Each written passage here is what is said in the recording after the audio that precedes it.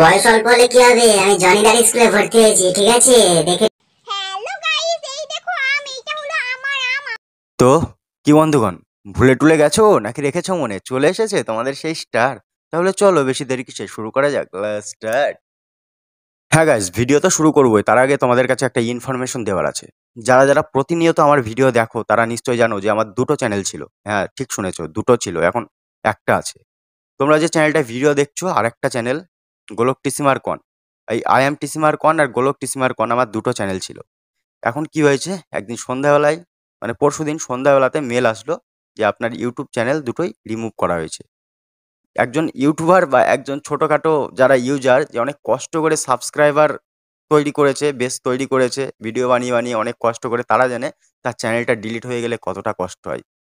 আমার যেটা গোলক টিসিমার কন চ্যানেল ছিল, সেই চ্যানেলে 1.68K সাবস্ক্রাইবার হয়ে গেছিল, 3900 ঘন্টা ওয়াচ টাইম হয়ে গেছিল। ভেবেছিলাম আর 1 মাস খুব বেশি হলে লাগবে, চ্যানেলটা মনিটাইজ হয়ে যাবে। সেই টাইমে চ্যানেলটা ডিলিট হয়ে যায়। তো গাইস, ডিলিট হয়ে যাওয়ার কারণ হচ্ছে ইউটিউব বলছে অনেক ফেক অ্যাক্টিভিটি করা হয়েছে চ্যানেলের ভিতরে।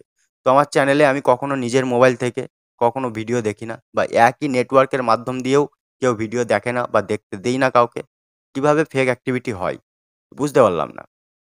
আমার চ্যানেলে কোনো স্ট্রাইক ছিল না, কোনো কিচ্ছু ছিল না, কোনো ওয়ার্নিং মেলও আমার কাছে আসেনি, হঠাৎ চ্যানেলটা ডিলিট করা হয়েছে। অ্যাপিল করেছিলাম দুটোই, দুটো চ্যানেল অ্যাপিল করার পরে এই আই এম টিসি মার্ক চ্যানেলটাকে ফিরিয়ে দিয়েছে ইউটিউব, আর ওই চ্যানেলটাকে ফিরিয়ে দেয়নি, বলছে এটা ভুলবশত করা হয়েছিল ডিলিট, তাই ফিরিয়ে দিয়েছে। তো গাইস, যারা যারা আমার ভিডিও দেখতে, তারা তারা দেখতে পারো চ্যানেলটা সার্চ করে যে গোলক টিসমার কন, দেখো ইউটিউবে আর নেই। তাই গাইস, 1.68K তো সাবস্ক্রাইবার করেছিলাম ওই চ্যানেলে, অনেক কষ্ট করে তোমাদের ভালোবাসা পেয়েছিলাম, অনেক ভিডিও বানিয়েছিলাম ওই চ্যানেলে। মোটামুটি 350টার মতো ভিডিও ছিল ওই চ্যানেলে।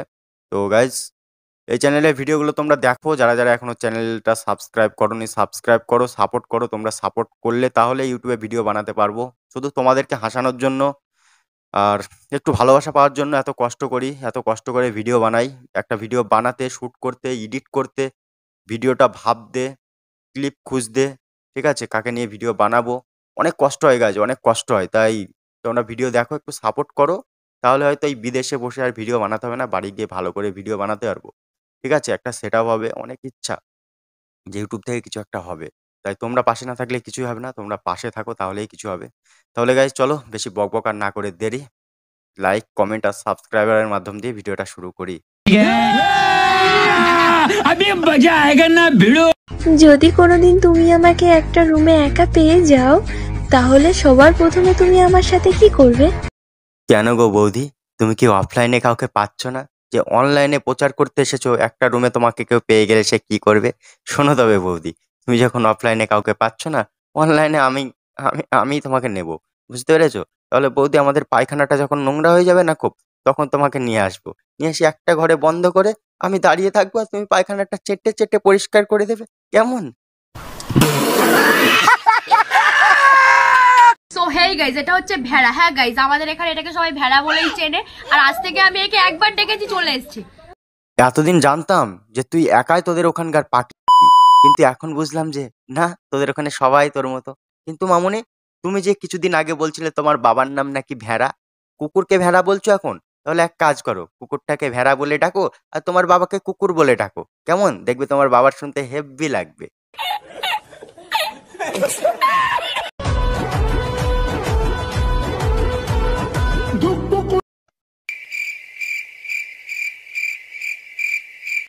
না মানে বাড়া, আমি এটা কি দেখছি? বলছি কি বুনু, চুরি স্কুল থেকে কি ছাড়পত্রটা দিয়েছে?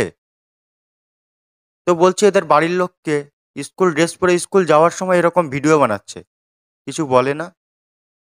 না বাড়ির লোক কামাতে পারে না, এদের কামানো টাকাতেই ঘর চলছে? আমি কিছু বুঝি না। গাইস, তোমরা একটু লম্বা করে কমেন্ট করে জানাও, কেমন?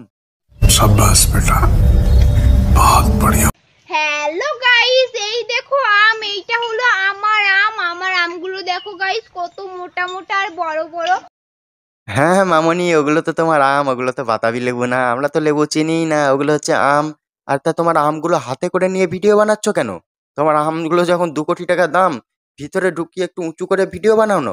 দেখো 2 কোটি কি 4 কোটিতেও তুমি বিক্রি হয়ে যাবে না, মানে আই মিন তুমি না তোমার আমগুলো বিক্রি হওয়ার কথা বলছি। বুঝতে পেরেছো তো গাইজ? प्यारी समझ गई।